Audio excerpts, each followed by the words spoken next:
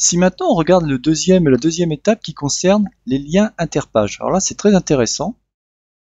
Parce que les liens interpages, alors, je décommente. C'est un peu long parce que comme je suis en gros caractère pour que vous puissiez bien voir le code et aussi la page web. Donc, la seule différence qu'il va y avoir, c'est que vous aurez toujours la balise A avec href, ça ne changera pas.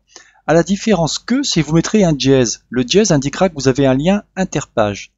Et ensuite, donc vous voyez ici j'ai marqué Toto, et oui, voilà, Toto, il est toujours pas mort, hein, il revient toujours à la vie, hein. On l'abandonne pas. Donc on aura donc le lien Toto. Regardez, je vais de suite enregistrer et de suite rafraîchir, vous allez comprendre de suite. Voilà, donc on a bien le lien Toto qui est ici, mais au lieu que celui-ci aille sur une autre page, il va aller tout simplement sur ce qu'on appelle un lien, on appelle ça une encre en fin de compte. C'est-à-dire que là, je clique sur Toto et lui, il va revenir sur Bienvenue sur le lien Toto. Regardez, et hop, vous voyez, automatiquement, il a été sur Bienvenue sur le lien Toto. Alors pourquoi il n'a pas été plus loin? Parce que ici, vous voyez, il manque encore du texte. Regardez, je vais vous montrer. Je vais faire un petit copier-coller de texte supplémentaire pour que vous puissiez bien voir ce qui se passe. Donc on va se mettre, admettons, ici. Et vous allez comprendre en fin de compte que c'est le même principe que quand vous avez un bouton qui vous met haut de la page. Bah, c'est exactement la même chose. Donc ici je rafraîchis, je reviens sur, je vais un peu diminuer ma police, voilà. Je reviens sur mon Toto, donc je clique sur Toto, et vous voyez, automatiquement, là j'ai bien mon lien qui apparaît juste en haut de ma page. Là c'est parfait. Pourquoi? Parce que ici, j'avais un tout petit peu plus de phrases qui m'ont permis de bien mettre mon lien. Vous comprenez bien que l'ascenseur, il ne peut pas aller plus loin que ce qu'il n'a pas. Voilà pourquoi il faut toujours essayer de faire attention quand vous créerez vos pages, à faire en sorte d'avoir du contenu pour que votre lien apparaisse bien quand vous ferez la liaison interpage. Donc si on le refait vite fait, je clique ici sur Toto, et hop, il apparaît. Donc ça c'était la deuxième étape. La troisième étape est très intéressante. Vous savez donc faire un lien sur une page ou sur une interpage.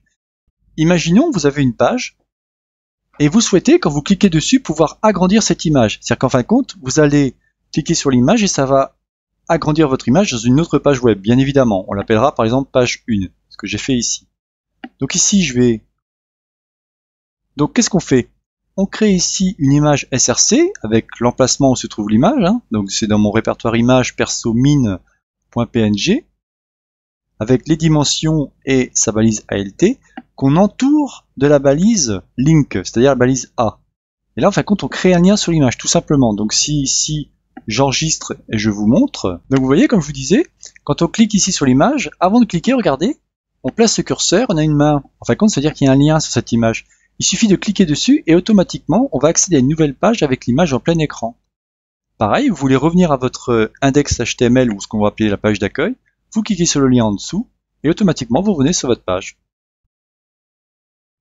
Voilà, bah écoutez, c'est tout pour les liens. Si peut-être une petite dernière chose, pour ceux qui veulent s'amuser au niveau des images, s'ils veulent faire pareil que moi, bien évidemment parce que vous n'avez pas mes images au personnel, mais vous pouvez prendre n'importe quelle image, ça c'est pas le problème, vous modifiez la largeur et la hauteur, et puis vous jouez avec. Donc vous pouvez récupérer, rappelez-vous ici que je vous avais fait un petit cours déjà sur l'Orem Pixel, pardon, vous pourrez récupérer vos images, et il vous suffira de faire un copier-coller ici dans le SRC, au lieu de mettre image perso min, vous faites un copier-coller tout simplement de ça, vous insérez dedans, vous modifiez les valeurs, parce que ici vous avez la largeur et la hauteur, et vous faites de même, vous voyez ici dans la page 1, donc ici moi au lieu de mettre mes valeurs réelles, bah, vous mettrez mettons 800, 400 par exemple, vous multipliez par 2, ça vous permettra de voir rapidement comment ça fonctionne si vous n'avez pas d'image sous la main. Bon, enfin j'ai un doute, je pense quand même que vous avez des images. Voilà, bon bah écoutez, la leçon est terminée. C'était donc Savoir pour tous. C'était réalisé par Jean-Michel. Pour la prochaine leçon, il est souvent utile de présenter des informations mieux structurées que les listes. Voilà pourquoi la prochaine leçon portera sur les tableaux. Ça sera donc la leçon numéro 7. Voilà, je vous dis à la prochaine. Bye bye.